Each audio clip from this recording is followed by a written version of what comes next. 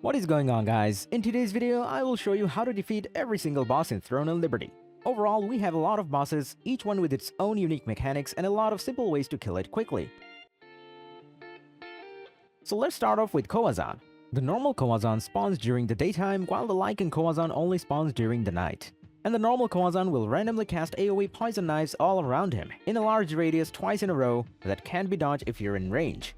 Players should be able to simply face tank the knives and rely on a healer to recover any lost health. After the second cast of knives, the boss uses a melee fury attack that can be blocked by paying attention to the purple fury attack indicator.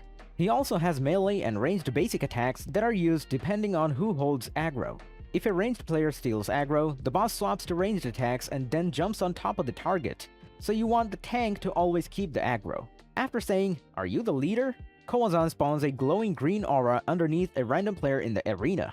The green light emits from the ground, and the boss throws multiple knives in almost a 180-degree AoE cone that deals damage and stacks poison on anyone hit.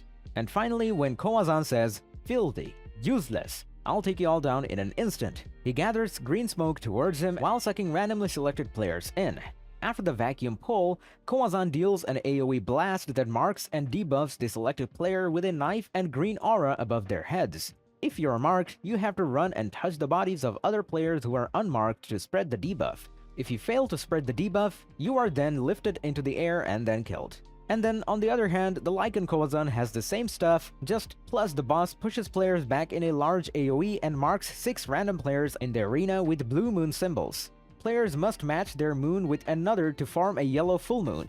A yellow AoE also appears at random where one of the blue moons were matched. You can stand in this AoE to receive a damage buff. Also, the Lichen Kowazan sucks players in, and 6 to 7 at random are marked with a red moon. Additionally, several other players are marked with red lights. Players with a red moon above their heads must immediately run to the boss as fast as possible and hug it.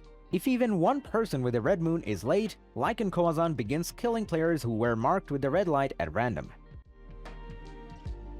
Next we have Archboss Queen Bellandir. Here is her location on the map, and she is scheduled to spawn on every Saturday at 10 PM server time. Similar like with the Kowazan, you need to pay attention to her fury attacks, otherwise she will grab and launch you into the air, dealing massive damage. However, both of her fury attacks are melee to mid-range, so long-range players hardly have to worry about them. When Queen Bellandir spawns, it stuns all nearby players for a few seconds, and during the fight she will shout inaudible words and then dig her head underground, spawning a massive sandstorm that covers the majority of the arena and sucks players into the center. You want to do your best to keep away from the middle of the sandstorm or try to run out of it, or else you get one shot once the mechanic ends. Throughout the fight, Bellandir also launches larvae, which latch onto randomly selected players. These players must run quickly away from their teammates because the worms explode, one-shotting most players caught in the AoE. And finally, pay attention to when Bellandir is about to hit 10% health, as she will leap into the air and land, dealing massive damage to everyone within melee range. Overall, this boss is not the hardest if you know her mechanics. Bring with yourself at least 20 to 40 Queen's Venom Neutralizer potions.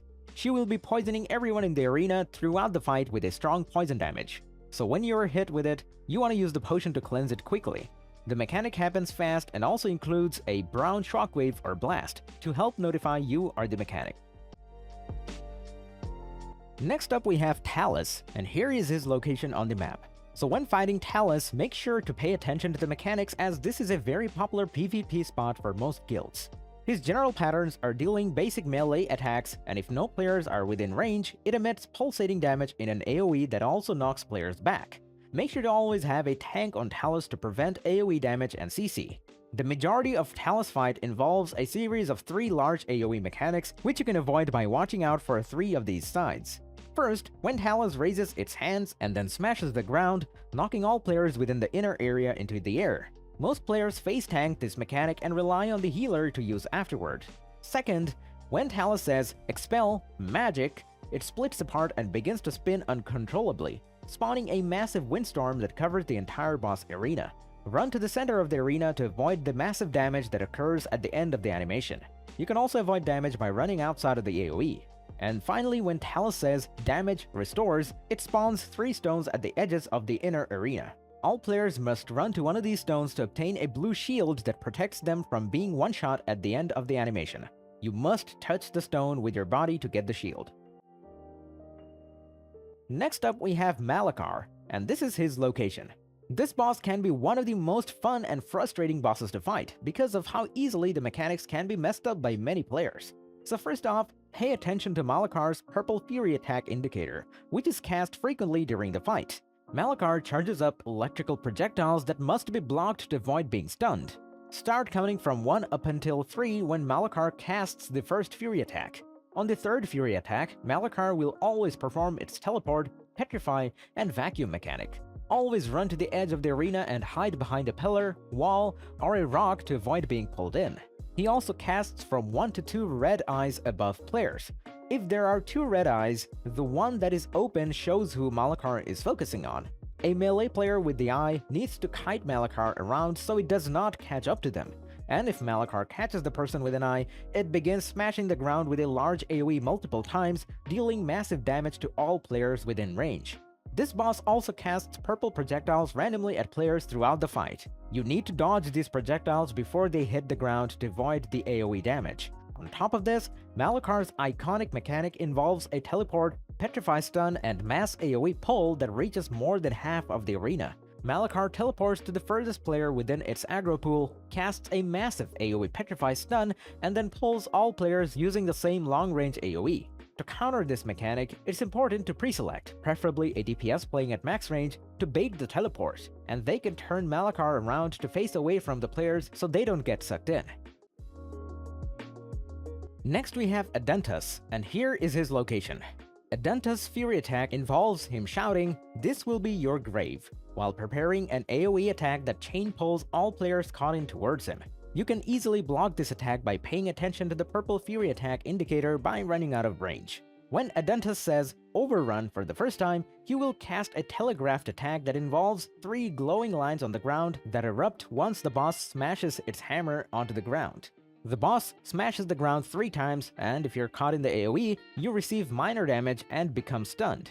This attack is easy to avoid if you pay attention to the telegraph on the ground during the mechanic. And then when he says it again, this time it will spawn a bunch of yellow circles on the ground that explode very quickly, damaging and knocking players caught in the air. Overall, it is very important for a tank to always hold aggro and stay near the boss. If a player with aggro is not in melee range, Adentus begins using an arena-wide AoE. This AoE stuns players and deals heavy damage to everyone within the arena. Next we have Grand Aelon, and here is his location. This is the tankiest boss in Throne and Liberty, and because of this, he will drop some of the best tank gear in the game. So his mechanics are fairly simple. Grand Aelon will frequently cast its Fury attack ability throughout the fight. This ability involves a large AoE green shockwave that damages everyone in the arena. The purple Fury attack indicator is pretty slow, making his Fury attack easy to block. Also, a cone of thorns will spawn from the ground in a line, starting from Grand Aelon and then moving towards the arena's edge throughout the fight. Grand Aelon raises both hands in the air before delivering the attack. This attack does not deal much damage, so you don't have to worry too much about being hit. And finally, his signature mechanic is the Thorn Cages, which spawns to ensnare and trap randomly selected players. The boss says, "Struggle, ruthless ones," before locking the players inside the cages. Players must break the cages as quickly as possible to save those inside from dying. Next up we have the Morokai boss, and here is his location. Like all field bosses, he has a Fury attack that can be avoided by using your block. However, his Fury attack can bounce between nearby players, so make sure to hold your block to avoid heavy damage. From start of the fight, Morokai spawns small purple circles at the feet of randomly selected players. After about 3 seconds, the purple circles explode with lightning and deal a small amount of damage to the chosen player, and large damage to other players caught in the AoE. You must avoid other players if you are selected for this mechanic, otherwise you'll wipe the whole group. Also, when Morokai says, "I will burn everything I see," you must run behind one of the 4 pillars to avoid damage. Then at about 50% health, you will start to use a new mechanic that activates all pillars with purple lightning. And now 3 seconds from the activation, this time he will shoot lightning from his staff to a large number of players selected at random to deal massive damage. Next we have Excavator 9, and this is his location. This boss is also very similar to Morokai. So his fury attacks will involve a large wind-up, and then when he shouts wide range operation, the boss begins to spin 3 times, dealing AoE damage in a large radius. You need to watch for the purple fury attack indicator to time your block. Excavator 9 uses a mix of melee and mid-range basic attacks.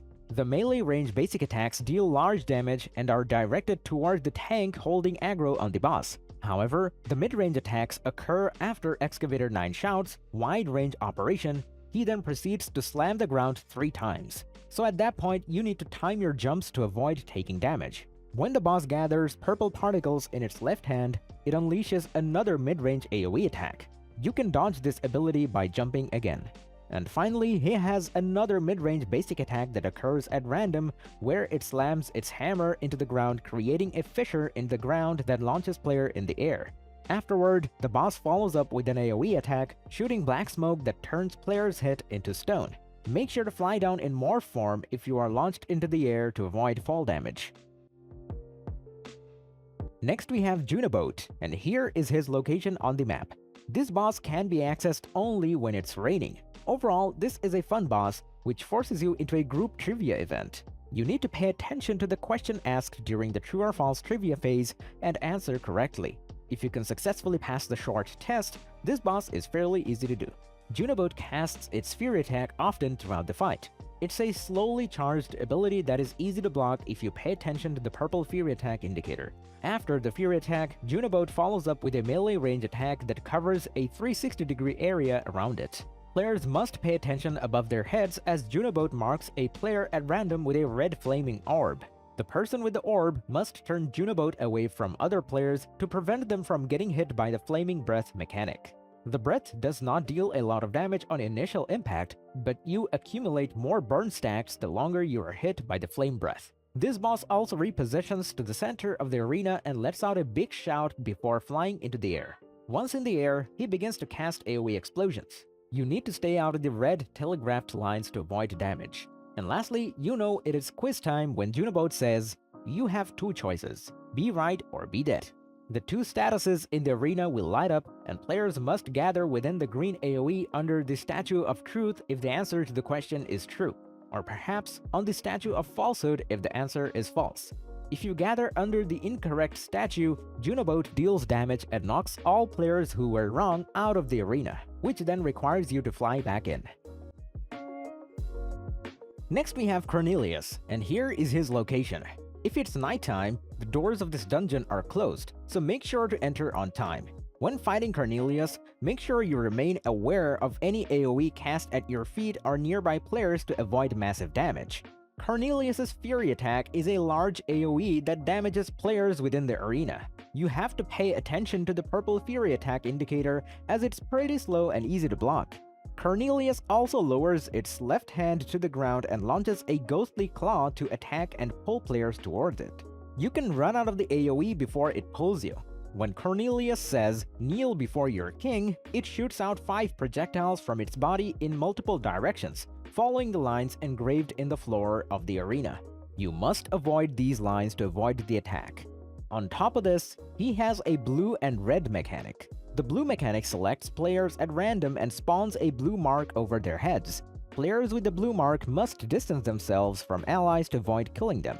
After 3 seconds, the marker spawns 5 blue AoE explosions that follow the target and damage surrounding players. Or then, the red mechanic also selects players at random and spawns a red mark over their heads, separate from the blue mechanic. Similarly to the blue mechanic, the mark spawns a single large red AoE explosion that damages surrounding players. So you again have to distance yourself from your allies to avoid killing or damaging them. When Cornelius spawns, it encloses the entire arena in a blue force field that prevents players on the floor from entering or leaving. To enter, players must go to the top of the surrounding Colosseum and fly over to the blue force field to get into the fight. Alternatively, you can stay inside the arena before Cornelius spawns to avoid getting locked out. Next we have Minezerok, and here is his location. This is a difficult boss that requires smart teammates who are coordinated to counter instant death mechanics. Minezerok's fury attack is connected to a one-shot arena-wide AoE mechanic. so you must pay attention to the purple fury attack indicator and make sure to block at the correct moment. After blocking, the boss releases dark magic all around itself and transforms into a black hole, pulling in all players within the arena. You then need to wait about 8 to 9 seconds before starting to morph sprinting towards one of the grapple hooks located on the northwest and southeast sides of the arena. Make sure to spam your grapple hook button to ensure you dodge the wave of dark energy moving towards you that one-shots almost all players it touches. Minezerok deals melee range damage to the tank holding aggro.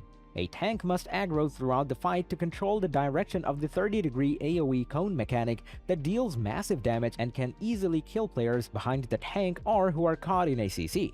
Players must watch out for when Minezerok charges its staff for about 3 seconds before delivering the powerful cone blast. He also spawns a gray spectral portal at the same animation. An easy way to avoid this mechanic is by doing DPS while standing on the opposite side of the person holding the aggro. The boss spawns multiple expanding lines of black smoke and particles on random players that repeatedly deal damage starting from one edge of the line to the other. You must run out immediately as they deal massive damage if you stand in them. And finally, Minezerok has a mechanic commonly called the soul mechanic. The boss selects player at random to stun in an attempt to steal their souls. Players must CC or heavily damage the souls walking towards Minezerok from the bodies of the chosen players to prevent them from dying. Next we have Ahzreil, and here is his location. This boss has a slow fury attack which is easy to dodge, as it can damage and stun all players within range. You must pay attention to the purple fury attack indicator to ensure you are hitting your block at the correct moment. Ahzreil's signature move involves fire and totems. 3 totems spawns randomly around the arena close to Ahzreil, and multiple players are also simultaneously sucked into Ahzreil, and 3 of them become randomly selected to receive an AoE ticking time bomb floating over their heads. Selected players must use these bombs to explode and destroy the totems. The totems cannot be destroyed by anything else. It is ideal to have 0 totems remaining to ensure no one takes massive AoE damage. However, if 1 totem remains, players lose about half or even more HP. Throughout the fight, Ahzreil spawns blue circles on the ground under the feet of randomly selected players. These circles are telegraphs letting you know that a meteor is about to fall from the sky to deal AoE damage. A trick to avoid the explosion AoE wipe from the totem phase is to run behind one of the large cylinder pillars at the edge of the temple. Next up we have Chernobog, and this is his spawn point. Cherno's fury attack involves a small wind-up into a AoE tail swipe that stuns and pushes players back directly behind the boss. The boss will say something before next attacking phase. The purple fury attack indicator for this ability is quite slow, so it is very easy to block. When Chernobog spawns, it ascends from the ground knocking surrounding players while also dealing damage. So if you want to avoid getting hit, then just keep a 10-meter distance from his spawn point. One of the boss's key moves is a burrow attack that can occur at random. The boss once again says a longer random phrase before diving underground and poking its head up at a random nearby location to stun and knock players back. The boss again goes down after this and then ascends from the ground the second time, knocking surrounding players into the air. Once the boss lands, it emits a gray petrifying spray that turns all enemies caught into stone. When burrowing, this boss can perform multiple burrows before ascending from the ground. If you're poisoned by Cherno during this mechanic and under-geared, you can avoid death by standing in front of the boss and getting petrified. Next we have another arch-boss called Tevent. He is scheduled to appear on every Wednesday at 10 PM server time. Similar to Queen Bellandir, Tevent's fury attack has a slow purple fury attack indicator that is easy to block. Sometimes, Tevent casts the same fury attack twice in a row, so make sure to have enough stamina to block twice. He also will cast purple lines on the ground that spawns bones after 3 seconds. Pay attention to the ground and run out of this telegraphed mechanic to avoid damage. Also, when Tevent says, "Plummet to the depths of hell," it dashes 2 to 3 times toward the edge of the arena in random directions, dealing enough damage to one-shot players who aren't tanky. After the final dash, he jumps back to the center of the arena, dealing massive AoE damage that covers the entire inner platform. You then need to move away from where he is facing after it shouts to avoid getting hit by the dashes. It's easier to face tank the AoE damage when the tevent jumps back to the middle of the arena. You can easily time your jump to avoid damage if you're too squishy, or run off the inner platform and into the water to avoid the AoE damage.